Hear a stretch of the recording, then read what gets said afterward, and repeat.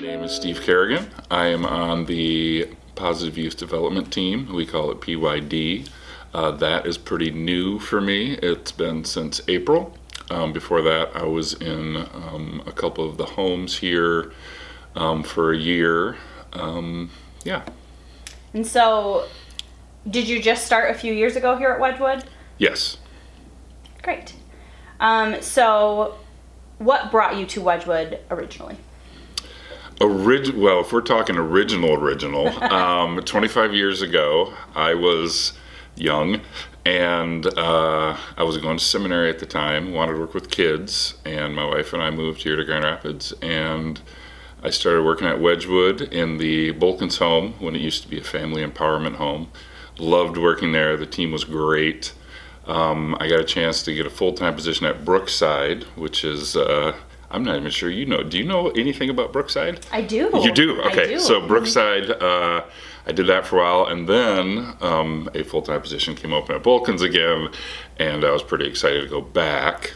And then I started Young Life here 25 years ago, and that was an incredible experience, having club every week, seeing kids laugh and sing and hear the gospel and taking kids to camp. It was an awesome few years of doing that. Mm-hmm.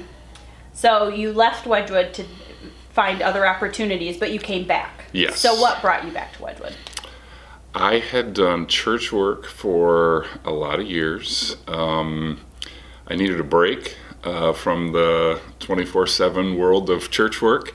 And my last position, I was an associate pastor, and I worked with kids a little bit, but not enough for me. So I was looking around. I had some time to figure out what I wanted to do, and it was actually Dawn Harvey's Facebook page, who Dawn used to be my assistant supervisor. Oh, okay. 25 years ago at the Bolkins home.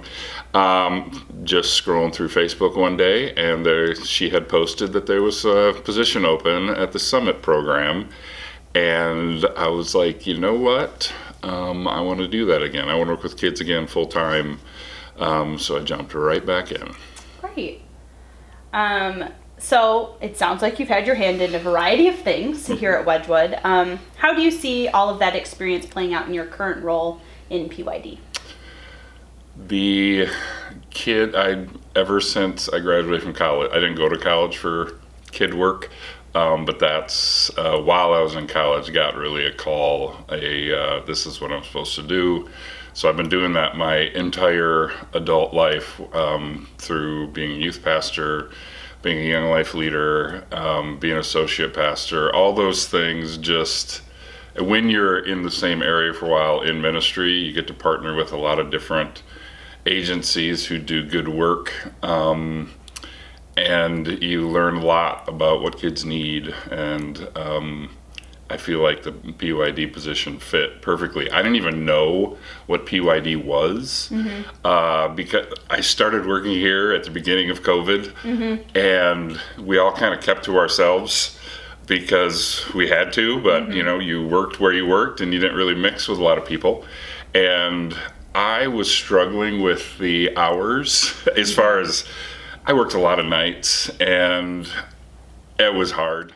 When I started at Wedgwood, COVID had just begun, so I was working at the Summit program, and everybody kind of did their own because of COVID, kind of kept to themselves and your team. And then I became the assistant supervisor at the Bolkins home. Did that for a year. And honestly, I absolutely loved the kids there. Absolutely loved working there, but it was the hours that they were getting to me. 3-4 nights a week, a lot of weekends.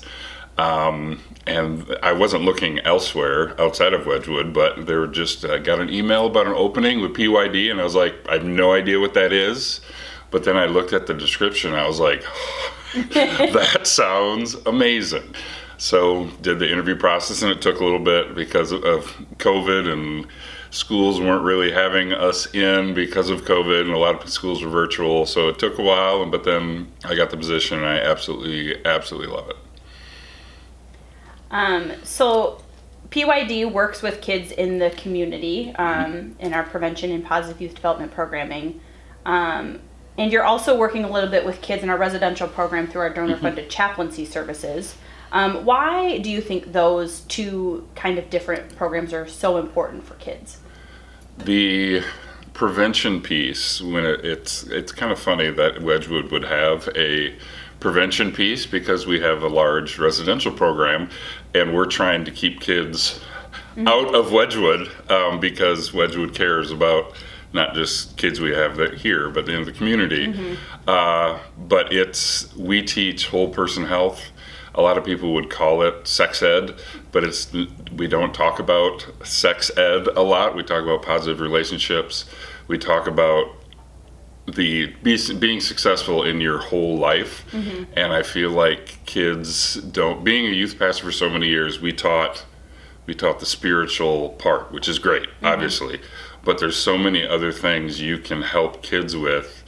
So if they get the spiritual part and you're teaching that, well, what about my emotional health? What about the financial health and the physical health, all that stuff? And PYD teaches that to kids at schools, and it's really rewarding work. The chaplaincy piece is something that's come up in the last couple months.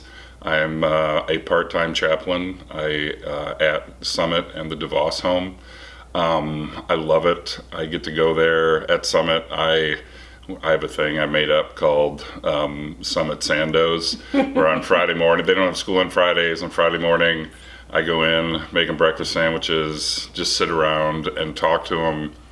And it's amazing what can happen if you are an outside kind of even though I work here, I'm not a staff person at Summit, and I could just be eating breakfast with them, and then afterwards, this just happened a couple weeks ago, and the kid has been discharged, which is great.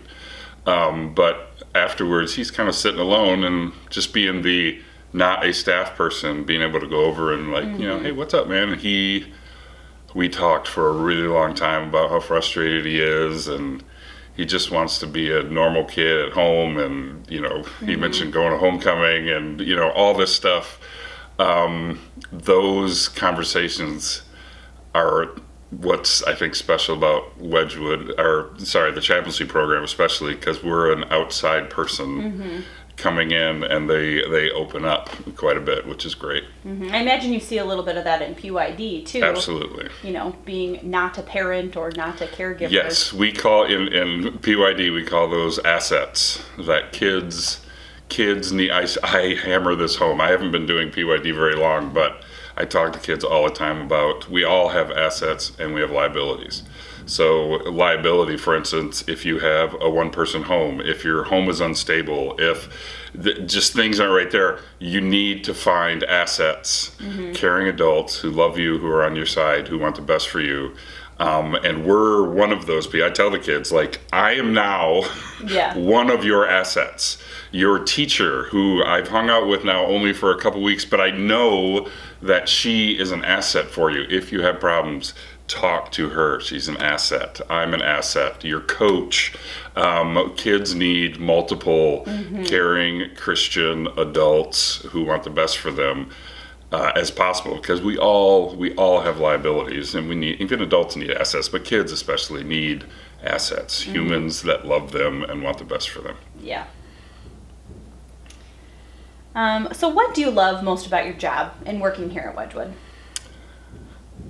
Wedgwood is a unique place where you can work in an environment that is diverse, which it sounds like a simple thing, but it does not happen very many places where you can have people from different races and different ages and different countries even. I was just talking to Codello at the DeVos program the other day. He's from Zambia, and we talked, the kids were out on an outing, and we just talked to him forever about just his culture and all foods and everything. You don't get that everywhere, especially in West Michigan. You do not get that everywhere, and I love it. That it's not, I'll just say it, it's not just all Caucasian people that I work with, and it makes the work environment so much more rich. So working within PYD and chaplaincy, I'm sure you get to do a lot of fun, different things with the kids, like breakfast sandwiches. That sounds like such a fun treat for a Friday morning. What has been your favorite, and can you share a bit about the impact it had on the kids?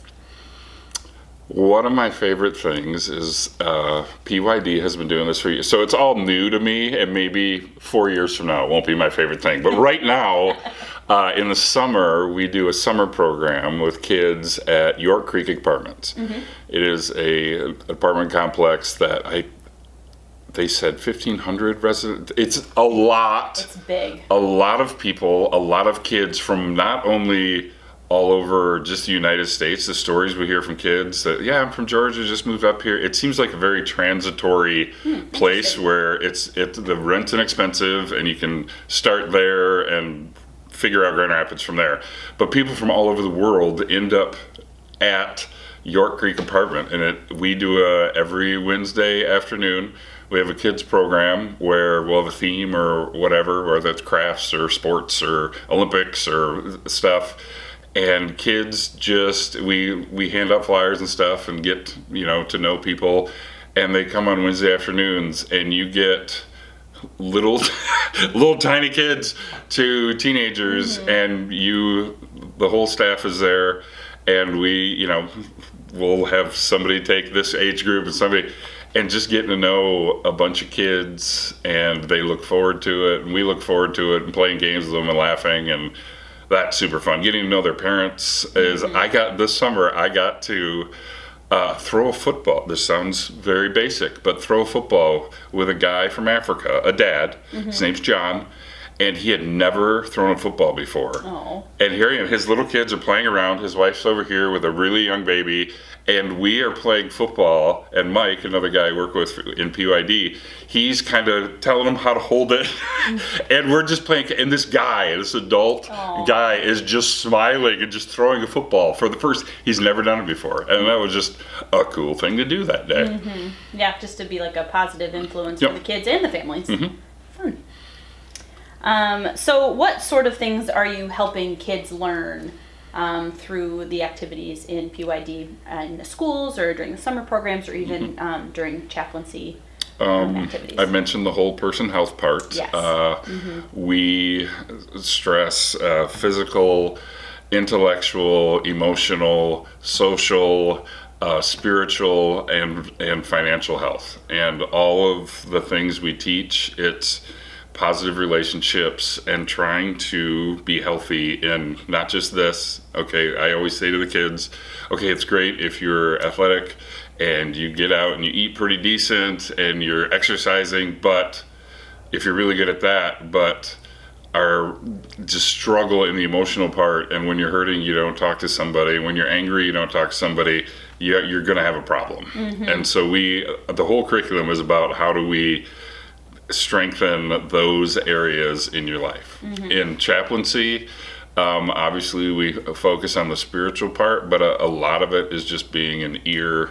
We do chapel services here in this building about once a month. At some point we'll do those more, but it's been an interesting couple of years. And those are wonderful to be able to worship with a kid and tell them a story about your life and relate it to the gospel. And just the last one we did was all about just you're enough in God's eyes. People will tell you you're not, but in God's eyes you are. And to learn that, again, kids and adults, but especially a kid coming from a hard background, family dysfunction, addiction, to hear that in God's eyes you're enough is a fun thing to teach kids. Yeah. It sounds like you're helping kids see the bigger picture. Teenagers, I remember being a teenager, you get focused on some of the small things that seem like big deals. But zooming out a little and looking at your whole person, you're enough. It's helping kids, really see who they are.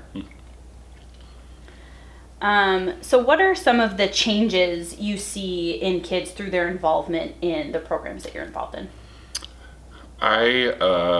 There's a kid that I fall in love with kids really quickly. This kid, Ilario, who is an 8th grader, And at the beginning of the year, PYD will come in for we did it twice a week, Mondays and Wednesdays, for like 7 weeks in a row. So you do the lessons and such. It's 7 weeks in a row. The first month, Ilario, just kind of long hair over his eyes, would come in, sit down, no interaction. But that's a challenge to me. Like, I'm going to talk to him a little more. I'm going to slip him a piece of candy, a little, that just to get. And one day he came in and he had this gash under his eye. And I just, I didn't up in front of class but I was walking by him, I'm like, hey, what's wrong with your eye? And he just shook his head and put his head down. And I was like, oh, something happened. I mean, I don't think that was just you bumped it on the cupboard. Right. And after that, and just putting in relational equity with him and trying to talk to him a little more, after I asked him that question and then didn't, like, no, tell me, you got to tell me, just like, oh man, I'm sorry, and did the class. The next time he came into the class and he says, hola, Senor Esteban. And the way he smiled, and then every time he would come into class, he would say, hola, Senor Esteban.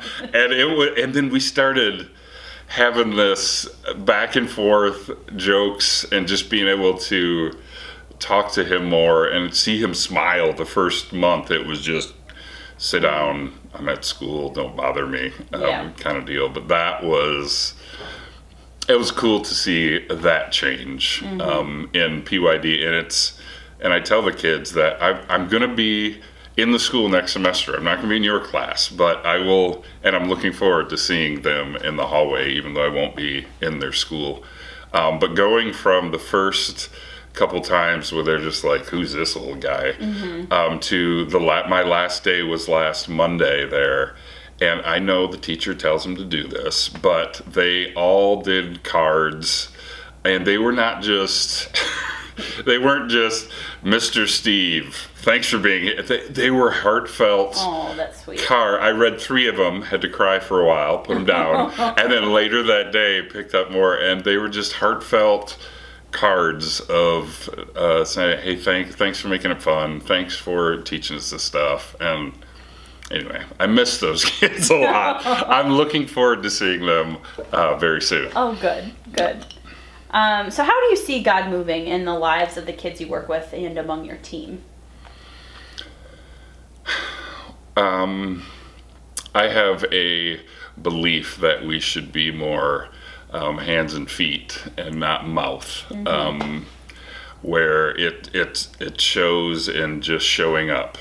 It shows in being prepared with a good lesson, being prepared at the community programs with what we're doing, not just like, oh, people are here, we should do something, like having music as they come up and we're ready to go and we're using names. And you see, whether it's Ilario or stuff, if you're smiling, if you're showing God, not talking about God all the time, and there's time for that, but just showing them that they're loved, that they're enough, not only in your eyes as a human, but in God's eyes as well. You see the smiles turn up. You see they look forward. They don't just come in like this. There's a couple kids at Hope Academy where I'm at Tuesday and Thursdays, and they know the time I'm coming, and you'll see kids peeking out of the room,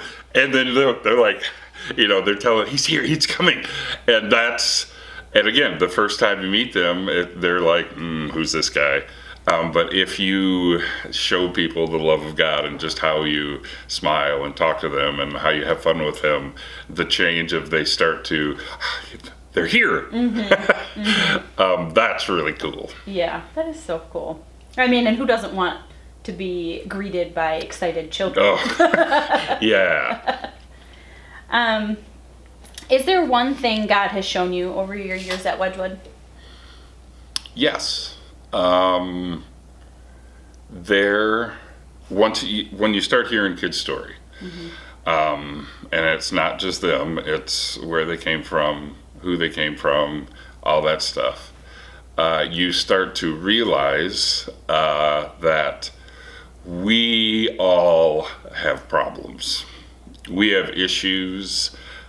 We have problems. Some of them are really big. Some of them are medium. Some are but we all have issues. Nobody's perfect. We all have problems. The thing I've learned here is you have two choices.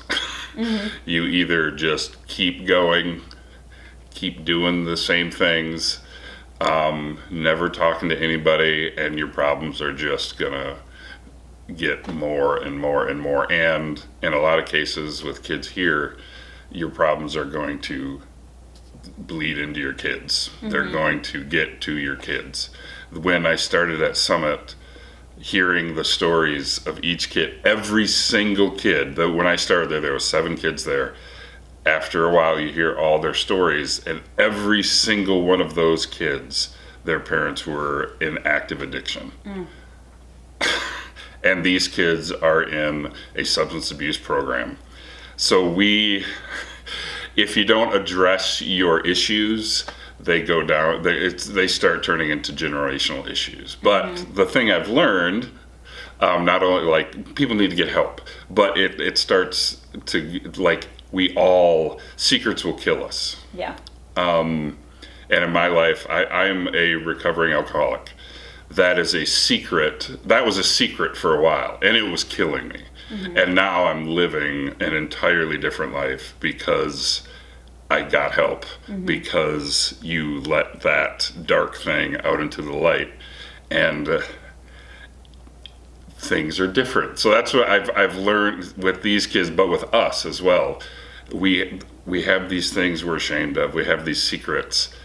If they're in the dark, they will kill you.